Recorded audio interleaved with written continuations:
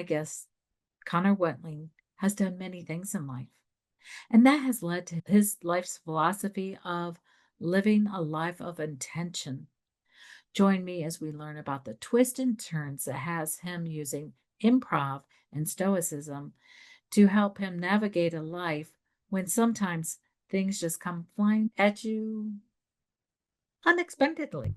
Welcome to Life Mosaic. Hi, I'm Weezy, and I love to share stories that connect the generations, weaving together the threads of life into a beautiful and lasting legacy.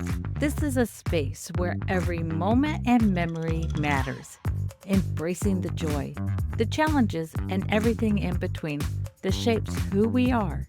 Join me as I uncover and celebrate the living legacy that transcends time and space, creating the mosaic of life, one story at a time. I am so happy to introduce you to Connor. I am so glad that he could join us here today. Connor, how are you doing? I'm great, Weezy. I'm happy to be here. Genuinely. Thank you for having me. This is You're so awesome. you're so welcome. I have to say, Connor and I met through I took his workshop on improv because I wanted to learn how to just have more fun being in front of the camera and with my guest and be able to shift conversation if need be. Would that be a good explanation of what something we learned in your class? Yeah, definitely. And I love that's how we met. We met under the strangest of circumstances. What a good story. An Yeah, improv really. class. Uh-huh. And we're all about the story here. So Yeah. so Connor is going to share part of his story, and he's moved about a bit in his life, and it's a very colorful story, and I think you're going to enjoy it. Um so with that being said, your career path has kind of taken some twists and turns. You started out in the Marines as a pilot. Let's hear about that. Yeah, that is correct, Wheezy. On all accounts, guilty as charged. A career path that has taken some twists and turns. I guess the silver lining is they were all twists and turns, kind of my own creation. So I'm responsible for the mess or the adventure. But yeah, started out in the military. I wanted to be a pilot. I wanted to serve in the military. The Marine Corps was the most attractive option to me, when I was in my early 20s because it had the reputation for being the hardest, being the toughest, the most challenging. And I wanted to make that happen. And I was fortunate. I did get to fly in the Marine Corps for a few years. So, yeah. Um, so you've been in the Marine Corps, you've been a youth director, you've been a house flipper, and now you're into improv and public speaking. How did those different times pivots? How did you pivot through each one of those? I've always been a very curious person by nature. There's been a little bit of restlessness in my soul. And it's odd, Wheezy. Looking back now, it's like, I had this thing going, I was doing this thing, and then I tried to trust an instinct, a hunch, follow a passion, see where a trail could lead. And I can confidently say I've never been willing to try to make a thing happen. And so if there's a thread through any of that, it goes back to, you might remember this, the number one rule that we had in improv was a willingness to say yes. And it's an acceptance as a mindset and a willingness to take the idea and try to build on it. And so it was opportunities in life that might have popped up or things that I wanted to try to do. And I was willing to say, yes, I'm going to give this a shot and see what happens. And sometimes things worked out and sometimes things didn't. But I think the optimism, the positivity, the hopefulness, in the Marine Corps, they always say hope is not a course of action. It's still very helpful to be hopeful. And so those things kind of kept me going. And it has been an odd career path that's led me to where I am now. But looking back, it's been enjoyable. It makes connecting with people much easier when you have a broader base to stand on of experiences. And so I'm grateful for that. And I would think with doing that, it has really impacted you getting to know yourself better and to be able to grow from that. Absolutely. The comparison trap, Wheezy, is tough. Mm-hmm. And we live in a world now where it has never been easier to see what other people are up to in life. And it's a challenge still to not look back sometimes and question the decisions I made. Oh, if I'd have stayed in that career, I'd be doing much better financially right now. Or if I'd have stayed in that career, I might have a position of authority that's more than what I have right now. And it becomes the challenge not to buy into that. So I've had to grow through that. And it's a constant task of, pushing that aside each day and focusing on the path that I have and doing the best that I can with that. But yeah, definitely growing through that. Yeah.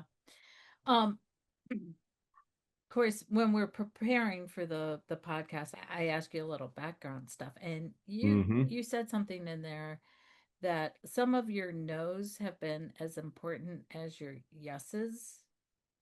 Could you share one of those moments with us? I think for me, so my wife Rachel and I have 4 children, and when I look back on a lot of the things that I said no to, they were the shiny objects career wise that would have guaranteed me a track of success as it's measured more socially, higher income, higher status, a bit more prestige, a track that is by external markers. You're doing it. The American male, you're doing it right. You're working all day. You're busy, busy, busy. Hmm. I said no to a lot of things because I chose to put my family first. And there was some personal guilt that I carried about those decisions, some second guessing for years. But looking back on that now, Weezy, our oldest child, he's 17 years old. And it is a tremendous blessing to me that my 17-year-old still asks me to go hang out with him on a Saturday. It means a lot to me that my 15-year-old still will walk up and want me to do something with him. My 13-year-old daughter still wants to have a game of pig with me in the driveway. It's rewarding to know that the things that I said no to have resulted in things that I can unequivocally say yes to that today, because I'm a firm believer that the relationships matter the most, at the end of it all. And so, yeah, I don't suppose I could think of a specific thing that I said no to.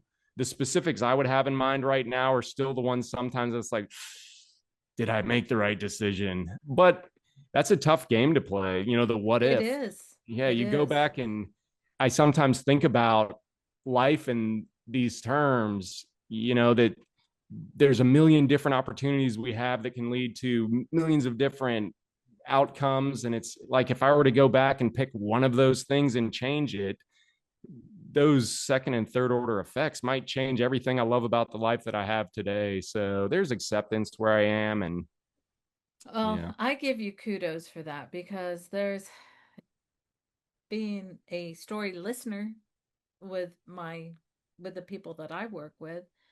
There's a lot of times that you hear, you read the stories, you see it in the movies and stuff where people chose to go chasing off and the ramifications that can come from Mm-hmm. choosing that. So I give you kudos. It and the thing is they're not kids forever, Right. Yeah. And I'm in my early 60s and I feel like and a lot of times I feel like I'm just getting started. Uh-huh. I'm just getting started leading Yeah. the life that I wanted to lead. But the thing that comes with that is more confidence, more assurance, because it's like I've been through a lot of crap. Mm-hmm. And I know what I like, I know what I'll do, and I know what I Yeah. won't do. And so a lot does come with age. So it may now might not be the time. This is what I call this when I give these little pep talks. This is called my wheezy wisdom. I'll take some wheezy wisdom. Yeah. Or advice from Mama Wheezy. Uh-huh. But you may not have it now, but um there's still lots of life and lots of time and opportunity. So, you know, hold those dreams open, and they may still come to pass, because I was probably about your age when I got into video. Yeah, I was in my mid 40s. that's And right. Uh-huh. I was in my mid 40s, and I didn't even realize that I was fulfilling what I thought was a child, that was kind of a childhood fantasy for me. I never thought I could ever do anything like this, because I was that little country kid. Country kids are, I don't know. There's some kind of Yeah. stigmatism that we all carry with us, of like Oh, what you, sure. Yeah. and some of the most successful people, come from that background. Uh-huh. But anyways, I didn't even realize until probably 8 years ago that it's like, you know what? I'm living my childhood dream, because I would watch TV and I would just go, "Oh my gosh, if I could just, do something like that." Yeah. I think that's important to recognize and call out and share that, though, Wheezy. This idea that the script is not written in advance of what you have to do, and to know that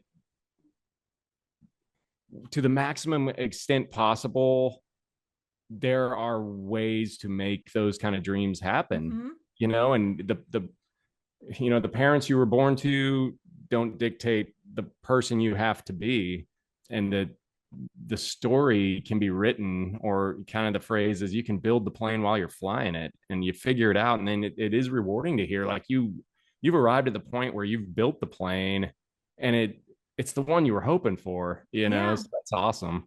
Yeah.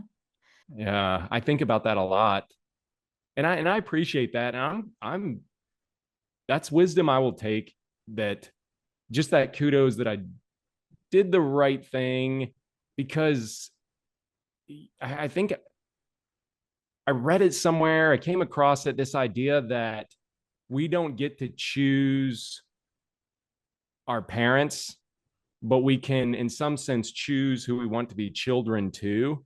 And the point there is, example could be, you read great biographies, and you say you have parents that didn't set a great example, but you read great biographies, and you can pick things in life that you want to have, or you find a great mentor. You Right. know somebody like a Weezy who's willing to give out wisdom, and you can follow that. And so you can shape yourself to be the child of the type of person you would want to have as a parent.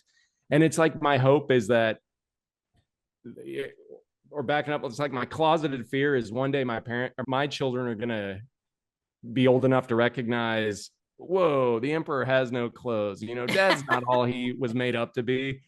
But my hope is that when they are older and they start to realize and get to know me more as an adult person, and they see sort of the full picture of me, that they're still at the point where they say, yep, dad's the type of guy I want to be. Dad's the type of man I want to be. Dad's, for my daughters, the type of daughter I'd still want to be, or the type of father I would still want to be a daughter of, that kind of thing. So I'm hoping, I'm Yeah. going to take what you said and run with it. Yeah. And it is true. We can make our own choices. And but as you get older, and as you go through different stages of life, that where you were looking at your parents and going, for real? Uh-huh. I can't believe that you're acting that way. I can't believe you have those beliefs. Then you hit that stage and you're kind of Yeah. going, oh, now I know where they came from. Uh-huh. Right. Now I Yeah. know where they were coming from. And a lot of it is, it's life fatigue. Yeah. And I recognize those things, and I'm constantly recognizing that was a good trait that I absorbed. I'm grateful for that. That's one that I need to work on. So I'm going to work Yeah. on it. Yeah. Yeah. Yes. So I guess we need to move on. So I'm going to move into improv now. Mm-hmm. Yes. Great question. We Why, know. why is that such a good landing spot for you? uh yeah. So improv is admittedly such an odd hobby, But the way I came to it, Weezy, is you spoke a few moments ago about how when you were young and you would watch the television and you would think, if I could do something like that would be great. And looking back, I find that the times in my life where I experienced the most personal joy was when I was performing in some way. Mm-hmm. And it could have been as simple as the teacher walked out of the classroom and ninth grade Connor decides, hey, teacher's gone. This is my time for a 5 minute set. I'm going to start working my material. Like that kind of a thing. It's just always performing in some way. And it was the realization over time that I really like being in front of people, and I'm getting to your answer or answering the question. And so when I first got out of the Marine Corps and I had some new time on my hands, I tried stand up for a little while, and that was fun. But what I really enjoy is this kind of stuff, Wheezy. It's just talking to people, Mm-hmm. interacting with people. And I saw improv one time. I went to it was a speakers conference, a national speakers conference in Dallas, Texas in 2018, trying to learn more about speaking. I knew I wanted to get into professional speaking. And the opening act for this conference was an improv group. And I had never seen that done live. And I thought I saw a magic show where they receive suggestions from the audience and they create a scene or they make it up, they do it on the spot. And I was like, that's brilliant. It took me about 5 more years to actually try it. And I took one class and it was so much fun.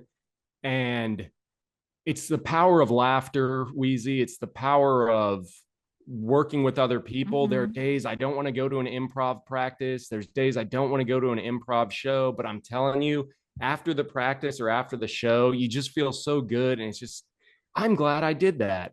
But what I learned along the way after being in the Marine Corps and learning leadership at a high level, after working with different groups to build teams, after studying humor in an academic setting or working through a master's program that dealt with leadership, I learned when doing improv that improv done really, really well follows rules that mirror all this other stuff that we're saying is important. But the trick with improv is it does it in such a fun way.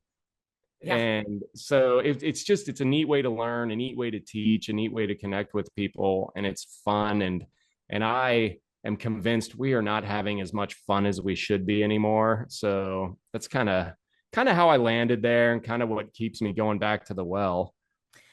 And that leads right into my next question, because you do talk about, you went through a heavy period and an emotional heavy time in your life. And Mm-hmm.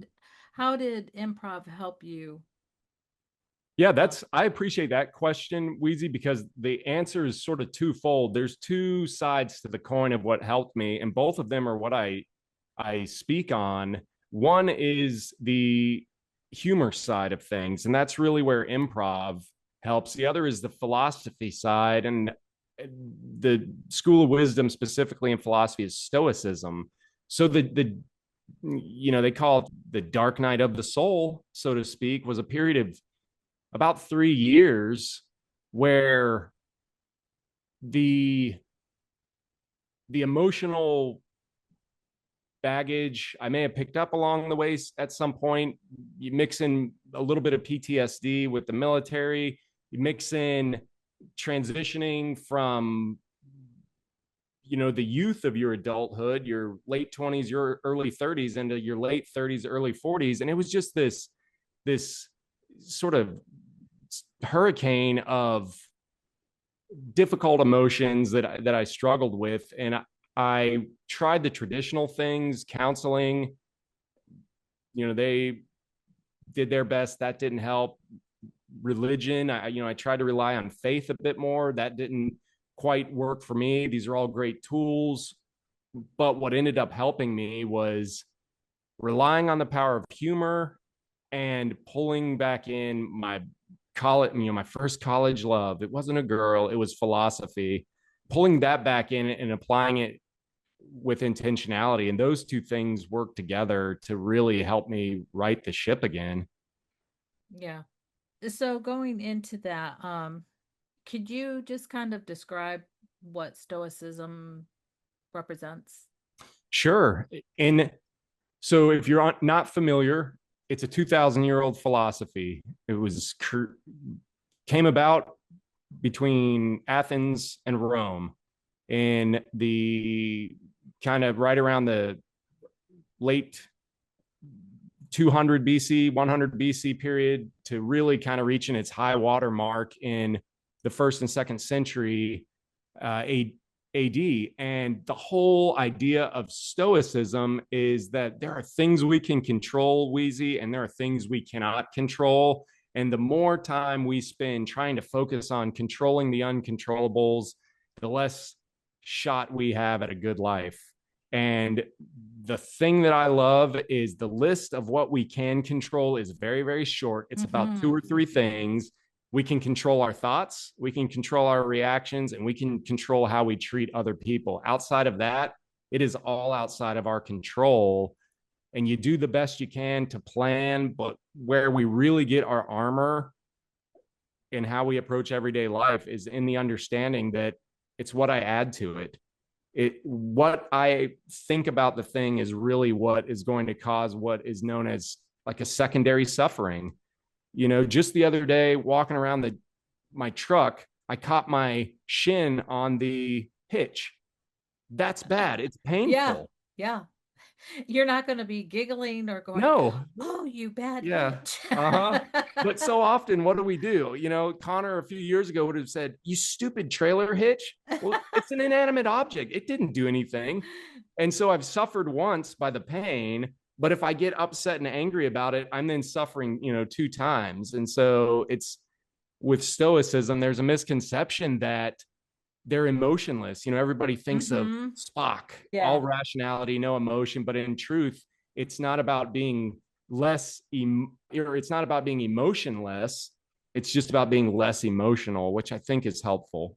So it has worked for That me. is good because you're right. We do think, and that's exactly why I asked you that, because it's always kind of think of stoic, Yeah. being He's like a he's being stone. very stoic. Yeah. He's meaning has no emotion. Uh Yeah. is seems very unfriendly. That's lowercase s stoic. But what I'm talking about, what I sort of preach on these days is capital S, stoic in the old sense. So, Mm-hmm. but yeah, between humor and that, I'm able to ride most of the waves. I still get life every now and then will jump out from the bushes when I walk by and punch me in the back of the head, but most of the days I'm okay. Yeah. Yeah, I know all about that. Life coming out from the bushes and punchy. Yeah. Sticking as I walk by, life will put a stick out on the path, so I trip. Yeah, Yep. let's trip. Rascal. The fates. Yeah. Yeah. Oh, the stories we could share. We don't have time for that. Yeah. So back to the Stoicism. What is one saying in that really you can kind of hold on to that helps you through when Yeah. you've had a So, difficult time? yep. I think for me personally, I'll give you my all-time favorite quote because it has helped me deal with what was the biggest mental demon that I had to slay, or mental dragon I had to slay. And that is the thing that I struggled with the most, Weezy, was a fear of death. There was a time in my Mm. life where I had a beautiful family. Our kids were young. My wife was and has always been as loving as ever. It's like a great family. I was at the peak of my military career. I was a captain. I was doing the thing. Life was good. But Mhm. every day, I was terrified that I was going to die soon, that I was going to be ripped away from these things that mattered so much to me. So, what I had to come to terms with was that, and Stoics get into this. There's a lot of focus on death, on the shortness of life in Stoicism, but it's not an exercise in morbidity. It's to get us to focus. Life is short, but if you know how to use it, it can be full. And so, one of the quotes that sticks with me every single day is by Marcus Aurelius, which if have you ever seen the movie Gladiator? No, but I definitely am familiar with What? it. Oh, Yeah, it's and so good. I live with a house full of men. So, or All well, right. I mean, our sons are, we have two sons and I have my husband, so it's usually guy stuff. And I have learned how to it's like, oh, you're Tune it talking out. guy stuff. Movies for guys who like movies. Saturday mornings in Yes. the 90s and the 80s. If any of the You would get listeners, along very well with my guys. yeah, I'm sure then. But maybe if your listeners have seen it, Gladiator, the opening scenes, it's the old emperor is Marcus Aurelius. That might be most people's introduction to the name, but he wrote an incredible book that's we can still read today. But in it, one line, Marcus, as the emperor of Rome, reminds himself, he says, "You could leave life right now. Let that determine what you do and say and think." And I tried to approach each day like that. The reality is, yes, I could leave life right now, but until that happens, I'm going to be appreciative for the time that I have and be Mhm. intentional in the things that I do, intentional in the thoughts that I have, and intentional in the things that I say, especially saying words like I love you, saying words like thank you, things like that, letting the people Mhm. know. Yeah. I am so there with you about being intentional of that. And That's not surprising. A person who wants to have a forum to allow other people to tell their stories is a, like it's a gift, Wheezy, because everybody wants to know their stories worth hearing. So it does yeah. not surprise me to hear that you are intentional about that. I didn't mean to cut you off, but I wanted to give you Oh, a bit of a what kudos like you did for me earlier. So well, thank you. yeah, Thank you. The one story I wanted to share is my husband and I just celebrated our 40th wedding anniversary. congratulations. And Where's the something trip to? we're going to the beach Oh, that's nice. Friday. All right, have There's a fun. whole story behind that. The big trip will be next year. Okay. A side note, life interrupted this year, and I keep saying I'm going to just stop saying this, but it just keeps coming up. My husband was going to retire at the end of this year, but his company retired him in February. Oh, life in the Ye- stick. Monday morning, put the spokes right in that tire, and we all Yep. went flipping. Uh-huh. And so we were going to try to plan to go to Europe this year. And so we've just decided that we're going to put it off. And somebody gifted us a house at the beach That is awesome. for a week. And so we are leaving Friday. Oh, that's awesome. So that's all aside. All right. um, but being married for almost 40 years, I know I have annoyed my husband by doing this every day, but every day I make sure we hug, we kiss, Mm-hmm. and say, I love you. Yeah. And that is done with intentionality because what if something happened and how would you feel Yeah. Yep. if you did not say that? And that is a guilt I never, ever want to live with. Yeah. And that's a great example, Wheezy. Like that is a perfectly apt example. And I struggle with that as well. And I live in this world of practicing these things daily and still have to remind myself of the importance of the little things. There's a beautiful exercise that Stoicism gives us, and it's contemporarily been called a last time meditation. And that's this idea that there will come a time in life where you'll have a last time for everything. And often we focus on the big things, the big last time events. Mm-hmm. Like it's high school graduation season now. You said this will air a little bit later, but people having their last days of high school. So we Mm-hmm. think about the big things, but the reality is everything as small as it can be will have a last time, like a last time to have a cup of coffee, a last time to do a podcast interview, a last time to tie shoelaces, to do your dishes, to get the mail. And it's the importance there, the purpose there is to appreciate the little things and be intentional about it. Yeah. Yeah. I The last things you talk about that, and it's like, how about leaving? I'm at the age where we've lost our parents. Yeah. Um, and I remember the last time that I saw my mom. It was during COVID, and she lived in Pennsylvania. I was here, but long story short, it was during the shutdown, and my loving cousin got a job in this facility where my mom was because her dad was there too. And you couldn't do the visits. Mm-hmm. And the day my last conversation with my mom was not the day she died. It was a few days before. And when a person comes to the end of their life, they're a nice way to say it is euphoric. They're Yeah. not completely here, but you could tell she wasn't really with me, but I was talking to her. But I so enjoyed being able to see her face through that computer screen because she was watching something, and whatever she was watching, it was like she loved birds and different things. And Uh-huh. I could just see her watching these birds, but her it was just like it was like childlike, just this wonder of whatever she was looking at. And that is, I chose that Yeah. as my last seeing my mom. Yeah. But the following Tuesday was the day that she chose to pass on, and she lingered through the day, and they allowed my sister to come in, and she was making video calls to everybody who wanted to say goodbye. And I said no. I Yeah. wanted to remember. I wanted to remember that. And Yeah. so we do like I said, long story short, and I think we were talking about intention. Yeah, we Um, were. that was an intention. I intentionally did that Yeah, because you chose the moment. I Yeah. chose the moment. And Mm-hmm. that is the site that I get to remember. Yeah, that's awesome.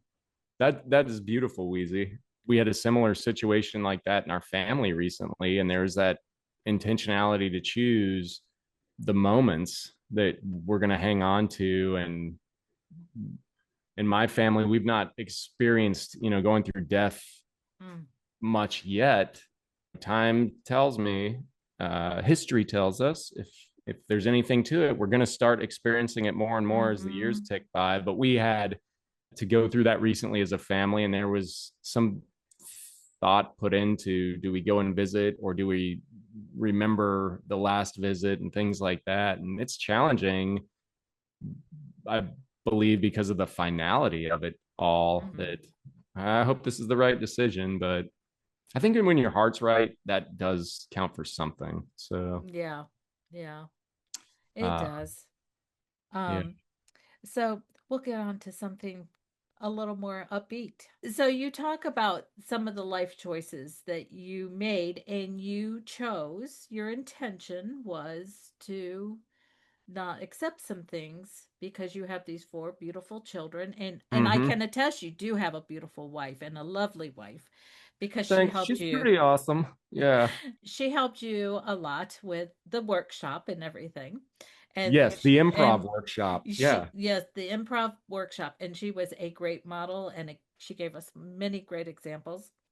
So Um shout out to Rachel. Yep. Shout out to Rachel. And you two produced four beautiful children, which they'll be able to see pictures in the show notes.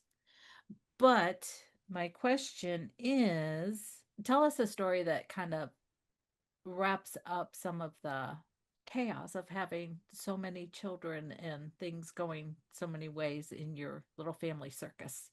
I could give you a recent one, Wheezy. And again, these are problems of our own creation. So I really can't complain too much. But I think it was 3 weekends ago or 4 weekends ago. I don't know. Time is a Is blurry flying. rainbow in our house of just coconuts flying around. But a few weekends ago, we had a gymnastics meet on a Friday morning for our youngest daughter. The next morning, there was an SAT, three soccer games with three different kids, followed by another soccer game in the afternoon with prom throw thrown in. I said thrown in. Look at that. I start Throw talking it about in. thrown in. We throwed it in. That's how crazy this stuff is. Prom was that evening, and then the next morning, where it was a few more like another soccer game. And oh no, no, no, no! I know what it was. Saturday night. It was prom. I think followed by an improv show, and it was just it was sort of a what Oh are we my doing? goodness.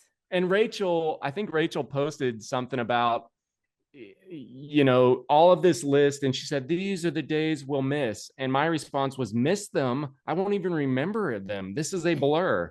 So that's just a glimpse into the chaos, but we're trying to navigate, we're doing the right things. Don't get me started on the sports, youth sports in the Mm. country and the club stuff. We're trying it, I don't know. Anyway, we have, yeah, a lot of moving parts.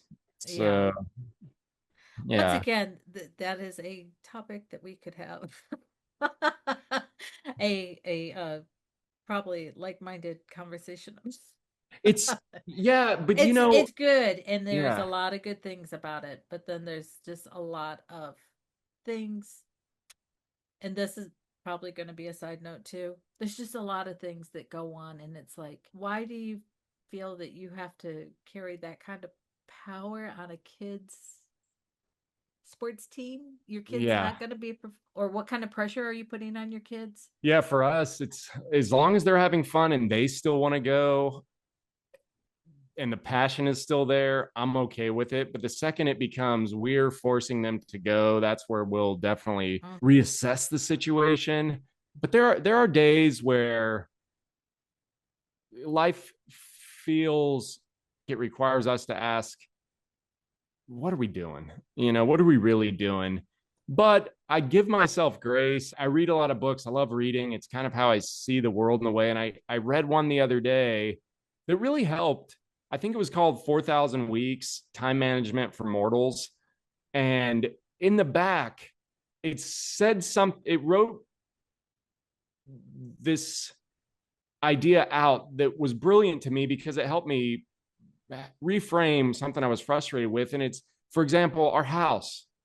There's a lot of love in the house, but it also always looks like a tornado broke in and destroyed the place. Like it's a mess most times, but we are intentional about other things. We might not spend every evening cleaning up the house, but there are a lot of evenings where we'll go get ice cream. There are a lot of evenings where we'll kick a soccer ball around in the backyard. There are a lot of evenings where we'll go for a walk. And the point of the book that gave me a little bit of hope is to say you've got so much time.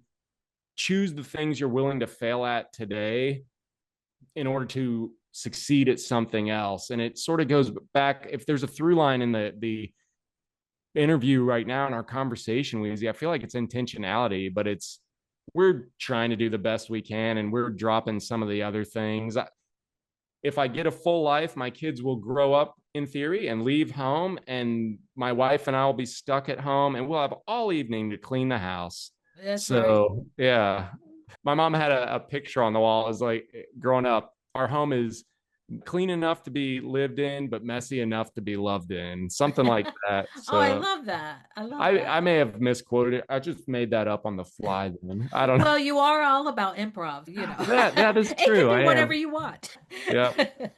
So, The Miss yeah. Sayings of Connor Wentling. Yeah. Uh-huh. So Or Wentling. I said your Wentling, name. yep. Okay, I'm gonna say that over again because that was good. The misquotes of Connor Wentling. Here you go. They don't all make Or sense. the improv quotes of Yeah, Connor Wentling. right.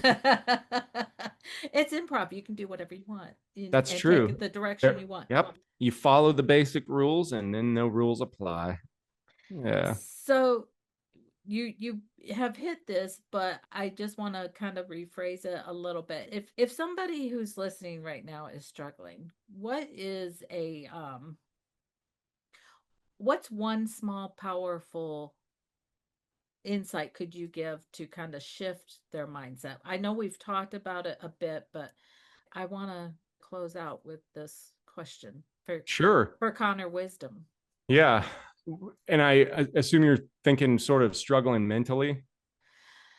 Uh, yeah, because I Yeah. mean, we are living in rough times, and Yeah. The there's just Chinese some proverb. days. Yep. May you live in interesting times. Yeah. Be careful what you wish for. So, Yeah, because there's some things I listening to the news, it's just like going, what? yeah, that would be step number one for someone struggling with mental health. Stop listening to the news. Yeah.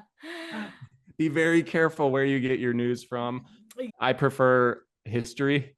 The more books I read about the past, Mark Twain famously said, history doesn't repeat, but it rhymes. And Mm-hmm. so it's the more I read in the past, the more I realize we've been through this before, these things. But if I could give somebody a piece of advice, Weezy, it would be don't be afraid to ask for help.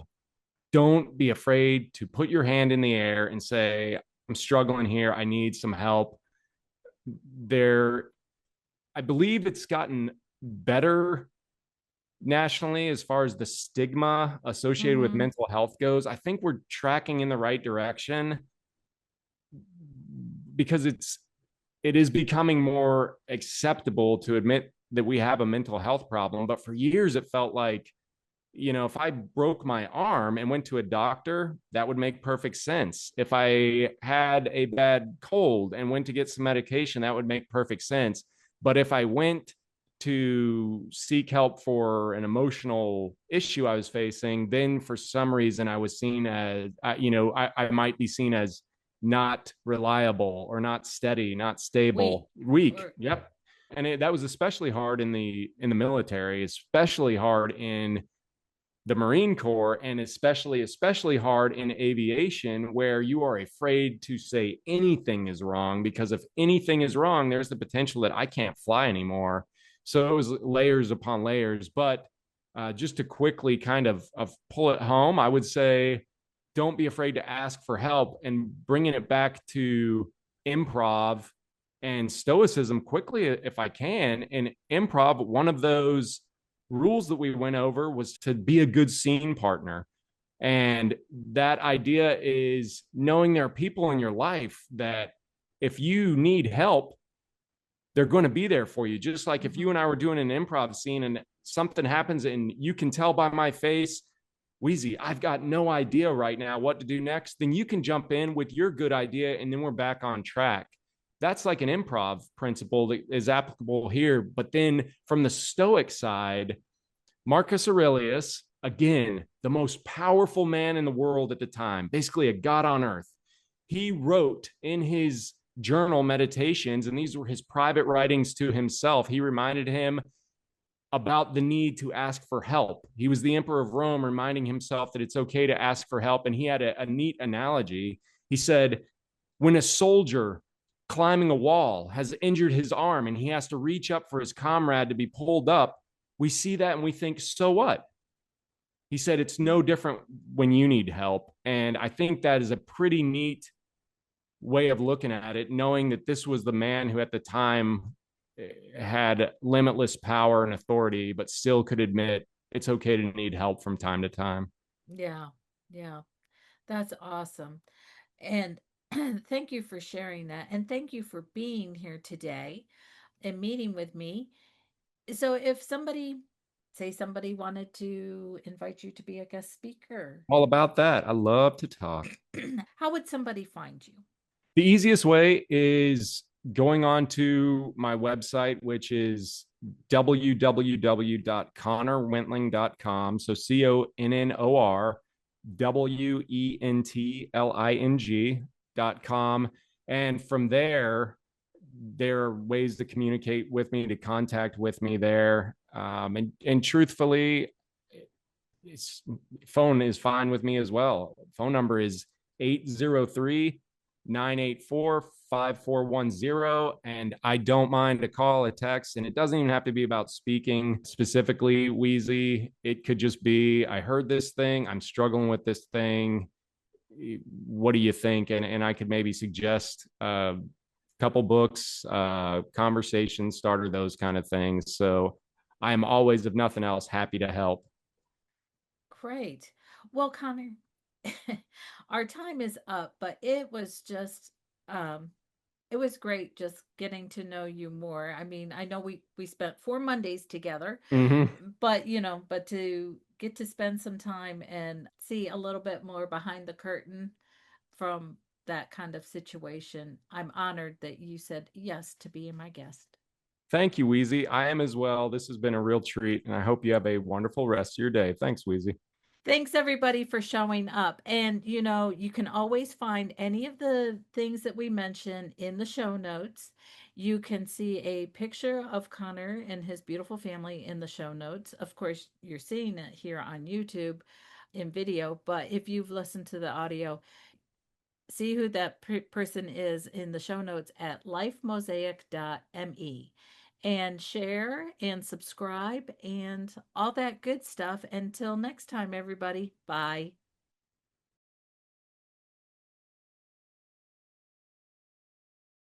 I'm so glad that you joined us for this episode of Life Mosaic. And you can find all the compelling information that our guests shared in the show notes, highlights and captions where to find the information. Also, I add their links if you want to contact them, learn more about them. And also, while you're there, you'll find my links for lifemosaic.me. And guess what? You can find all of my social platform information there. If you don't follow me there, you don't subscribe or whatever, for YouTube, Facebook, Instagram, it's all in the show notes. The show notes is the place to go to get that info. So while you're there, click all the links, sign up, follow, we're all the do all the things the cool kids do. And also, if you haven't, go ahead and follow me so that if you're on Podbean or other platforms, you can go ahead and follow me, subscribe, so that you never miss an episode of Life Mosaic. Because we tell compelling stories here that make life interesting. Thank you for watching, and we'll talk to you soon.